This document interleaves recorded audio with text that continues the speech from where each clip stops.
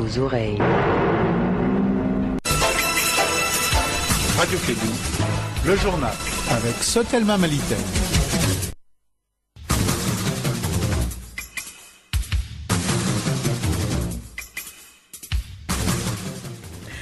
Mesdames et messieurs, bonjour. Merci de votre fidélité et bienvenue dans ce 13h les titres.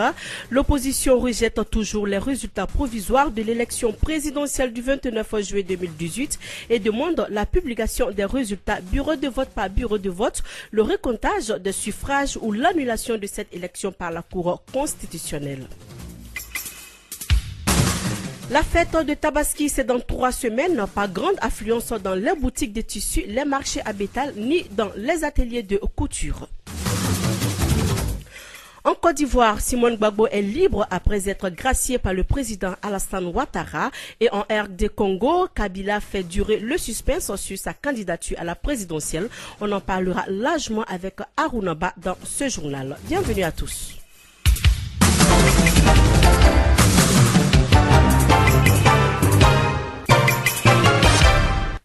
Merci de votre fidélité. Mariam Kouyaté est avec vous. Le Front républicain qui regroupe 18 candidats à la présidentielle où leurs représentants ont organisé hier après-midi un meeting au Palais de la Culture. Ils rejettent les résultats provisoires de l'élection présidentielle du 29 juillet 2018 et demandent la publication des résultats, bureau de vote par bureau de vote, le recomptage des suffrages ou l'annulation de cette élection par la Cour constitutionnelle. On en parle avec Kassim Traoré. Les militants et sympathisants de 20 candidats ont bravé la pluie pour être présents dans la salle Bazoumana Sissoko du Palais de la Culture, lieu du meeting de contestation des résultats provisoires. Aliou Diallo, candidat de ADP Maliba. Les bulletins nuls par rapport aux votants, c'est entre 10 et 22%. Alors que la moyenne des bulletins nuls, c'est autour de 7%. En dehors des zones où nous sommes en ballottage avec Ibeka, c'est autour de 5%. Comme s'il y avait un logiciel qui a été bipé, partout où on est en avantage sur lui, où on est en ballottage avec Ibeka, d'annuler entre 10 à 20% des bulletins de vote. Tous les bulletins de vote Aliou Diallo, ils ont annulé entre 10 à 20%. Nous avons introduit des recours à la Cour. Les Maliens ont été insultés dans cette élection par l'annulation de vos votes, par le bourrage des urnes. Tour à tour, les candidats ont égrené leur chapelet de contestation. Shogel Kokala Maïga, candidat du parti MPR. Est-ce que vous savez que la population de Menaka, avant la guerre, était d'environ 50 000 personnes? Avec la guerre, tout le monde est parti. Il n'y a que quelques tribus qui sont restées. Comment peut-on faire voter 33 000 personnes à Menaka? Ce n'est pas possible. Les mouvements armés demandent depuis un an la nomination des autorités intérimaires. Est-ce que vous savez que dans les régions du Nord, c'est la veille des élections qu'on a nommé des présidents des autorités intérimaires? La commission de centralisation du ministère de l'administration territoriale a été décriée. Selon Maître Muntagatal, ils ont fait tout sauf la compilation des résultats. En plus de la démission du ministre de l'administration territoriale, les 20 ont demandé le recomptage des suffrages ou l'annulation de cette élection par la Cour constitutionnelle qui doit rendre son verdict cet après-midi. Le candidat de l'URD, Soumaïla Sissé, également membre du collectif des candidats, revient sur l'importance du recomptage des voix bureau de vote par bureau de vote. Nous l'écoutons. Ensuite, ce que nous dénonçons, nous sommes en République. Dans une République, le gouvernement, c'est le gouvernement pour tout le monde. Même s'il est nommé par le président, il doit s'intéresser à l'ensemble de la population. Vous avez un gouvernement qui organise les élections. Nous sommes le seul pays en Afrique où c'est l'administration qui organise les élections d'un bout à l'autre. Nous avons une CENI qui ne fait pas de rapport, et une CENI qui ne dit rien, une CENI qui n'est pas consultée, une CENI, je ne veux pas être méchant, mais qui ne sert pas à grand-chose. Le gouvernement est en campagne. Vous voyez dans la ville de Bamako les photos des ministres avec le président candidat. Mais c'est inacceptable en République. Sur les résultats que nous contestons, nous avons un document lu par le ministre de l'administration territoriale à la télé, à la radio, qui dit qu'il y a 19 000 voix ou 19 000 suffrages exprimés qui ne sont pour personne. C'est-à-dire que, comme dit Moutara, l'une des choses qu'on apprend à l'école, c'est moins 1 plus 1 égale 2. Ce n'est que des additions qu'on demande. Un tel a eu 2 voix, l'autre a eu 3, 2 plus 3 ça fait 5. Mais comment on peut afficher qu'il y a 19 000 voix, on ne sait pas à qui ça appartient et on dit qu'on a fait un dépouillement sérieux. Mais à force de tricher, j'avais qu'à les donner au président, c'est tout. Ça aurait fait au moins le calcul, on aurait eu au moins 100% de voix. Mais ce qui est le plus anachronique, retenez bien, à Kati, il y a 24 000 voix non attribuées.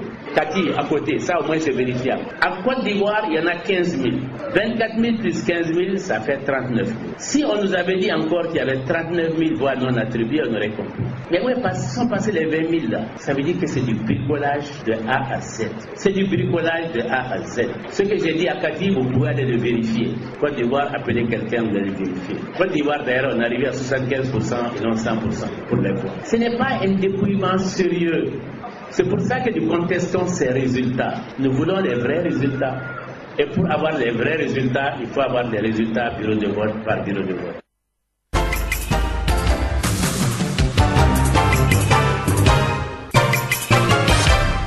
Voilà, parlons tout autre chose. À moins de 3 semaines de la fête de Tabaski, les vendeurs de moutons circulent presque partout dans les rues de Bamako.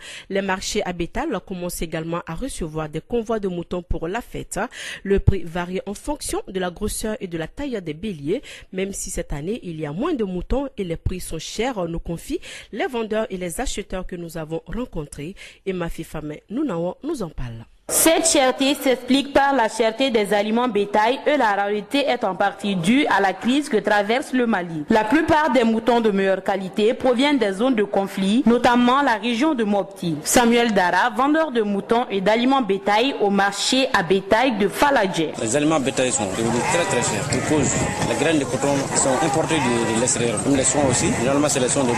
Les blés viennent de l'extérieur aussi. C'est ça qui fait que c'est très cher. Ça c'est la nourriture. Maintenant du côté le bétail. Là, ça dépend aussi de l'alimentation. Si vous voyez l'alimentation est chère, les bétails aussi deviendront chers aussi. Bon, il y a un problème qui est là, le problème de conflit. Parce que dans les régions, les aliments qui viennent de la région de Mopti sont des animaux de qualité. Par rapport aux animaux de la région de Kaï, de Ségou et la race de la région de Mopti est plus gros de taille. Bon, la qualité de la viande même aussi. Le marché est morose et les vendeurs ne cessent de se plaindre.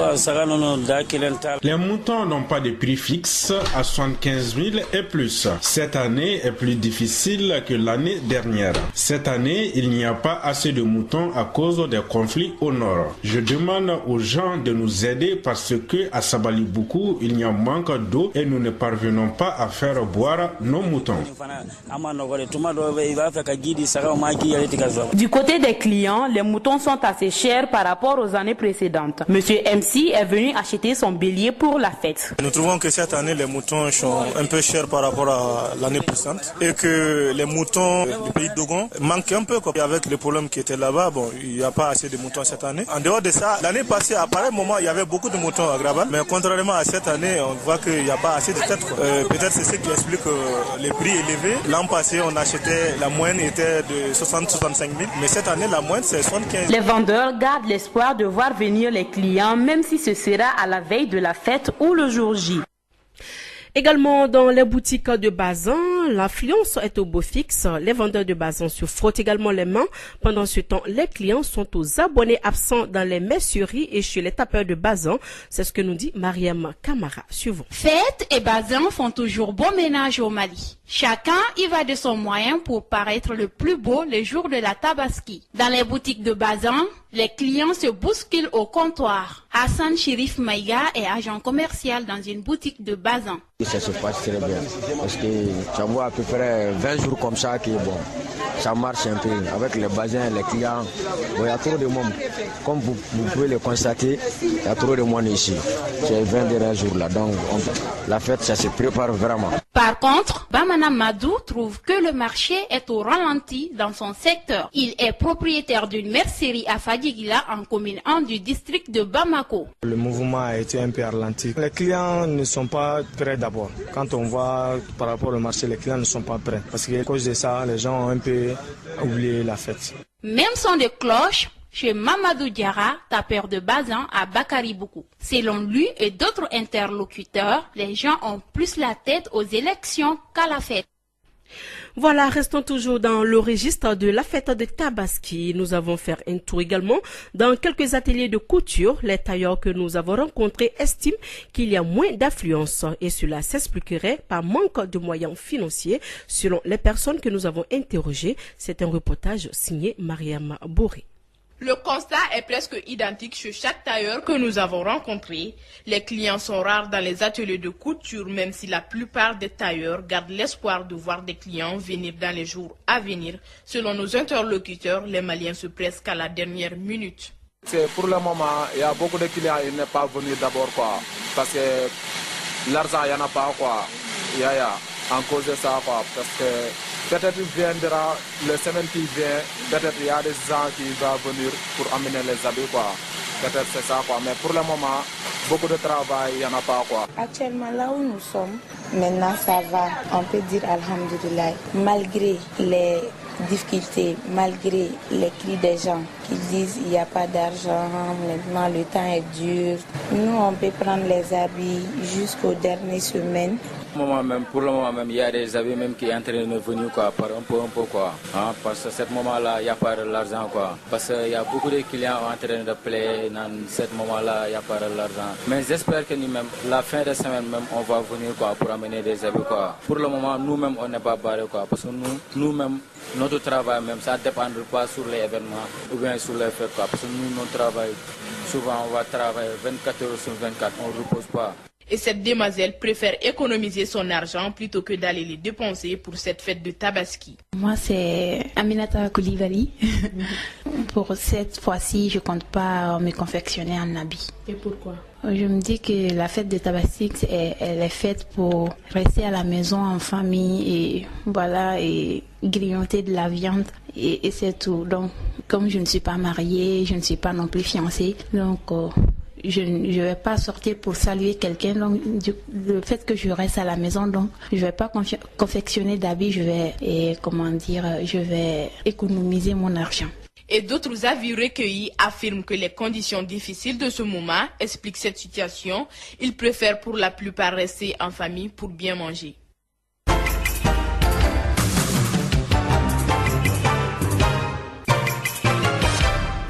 Il est 13h13 dans le studio d'Elibaba Sissoko. L'actualité hors du Mali à présent.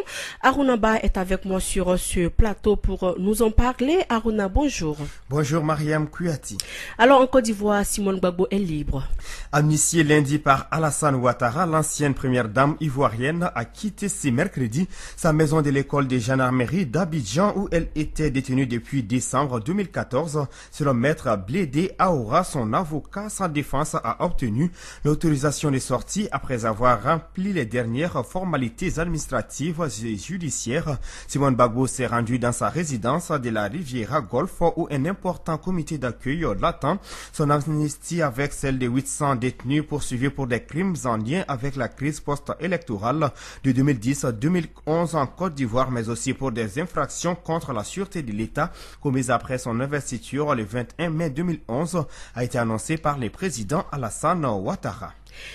Également en RD Congo, Kabila fait durer le suspense sur sa candidature à la présidentielle. Ce n'est plus un suspense puisqu'on vient juste de l'apprendre. Kabila renonce au pouvoir. C'est l'ancien ministre de l'Intérieur, Ramazani Chadari, qui sera le candidat du parti au pouvoir, annonce faite par les porte-parole du gouvernement congolais.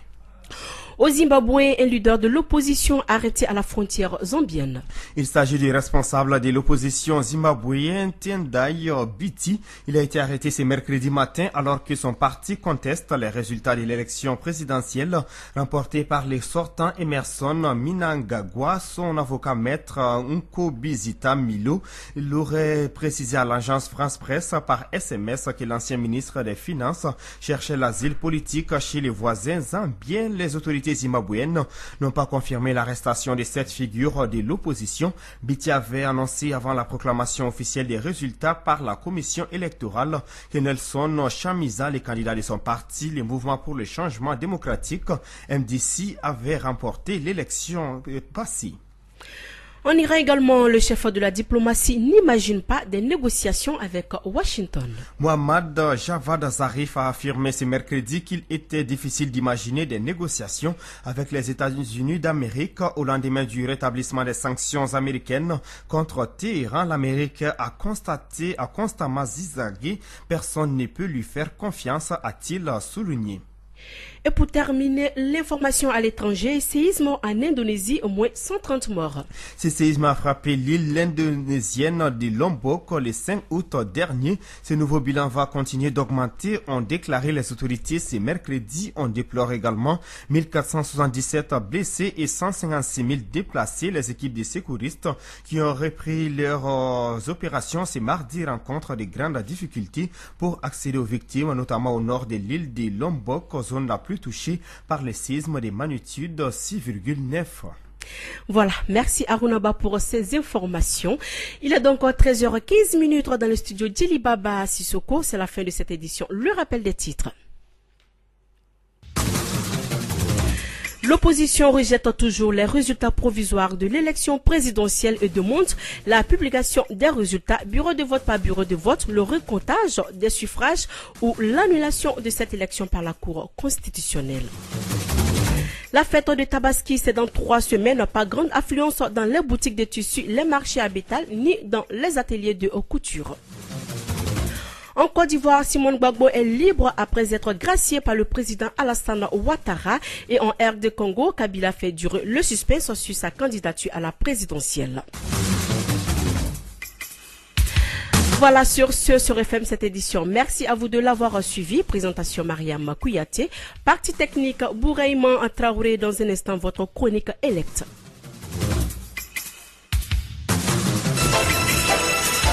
Radio Kédou, le journal avec Sotelma Malitaire. Radio Clédou à Bamako et Koulikoro, 101.2 MHz.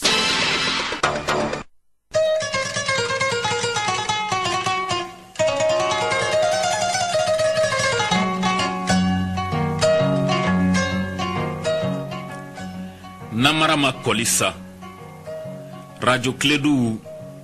Ekera Mandenduga Masakoroye. Voilà, bienvenue à tous dans votre chronique électe du 8 août 2018. À quelques jours du deuxième tour de l'élection, du deuxième tour de l'élection présidentielle, le projet émerge appuyé par l'USAID et le ND rappelle aux candidats et aux partis politiques le code de bonne conduite. Ali Moreau, le responsable du volet chargé de soutenir les partis politiques en vue de contribuer à un processus électoral crédible et appuyé, évoque le contenu du code de bonne conduite.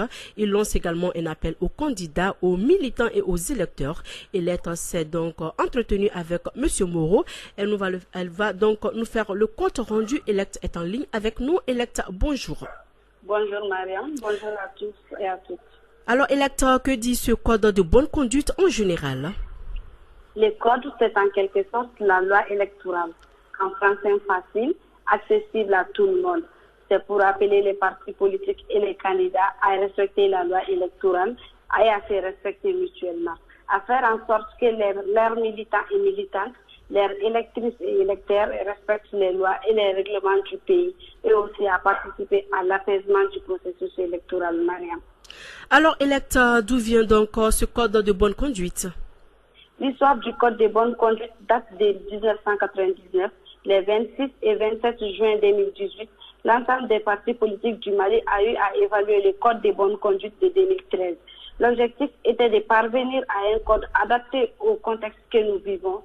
C'est ce code qui est en vigueur aujourd'hui. A été signé le 6 juillet 2018 par l'ensemble des partis politiques et les candidats, Mariam. Après donc la signature du code de bonne conduite par les candidats et les partis politiques, qu'est-ce qui a été fait d'autre? À partir de la signature du code de bonne conduite, le volet du projet émerge qui soutient les partis politiques a entrepris la vulgarisation et la promotion de ce code. C'est ainsi que le 18 juillet 2018, des équipes ont été déployées sur toute l'étendue du territoire pour vulgariser le code, Mariam. Alors, Electa, le deuxième tour de la présidentielle, c'est donc le 12 août. Alors, oui. Quel appel Ali Mouro lance-t-il à l'endroit des partis politiques et les deux candidats? Il appelle les militants et militantes des deux candidats au deuxième tour à toujours veiller au respect du code de bonne conduite. Que les responsables soient en mesure de maîtriser les électeurs et les militants afin de respecter les codes qui n'a d'autre objectif que d'apaiser les climats sociaux et les climats politiques. Ali Mouro invite également les deux candidats au deuxième tour à veiller au respect du code, ce qui va par la suite conduire à une élection crédible, apaisée, régulière et transparente, Mariam. Voilà, on l'espère, Elect. Oui. D'accord, bonne journée, Elect, et à demain. Bonne journée, Mariam, à demain. Voilà, c'était donc là votre chronique Electa du 8 août 2018. Merci à vous de l'avoir suivi. Présentation toujours, Mariam Kouyaté. Partie technique, Bouraïman Traoré. Dans un instant, votre émission sportive. Et l'information continue jusqu'à 16h avec Oumou Dambélé. Et bon appétit à tous si vous êtes à table. Au revoir. Radio Clédou, c'est tout un monde.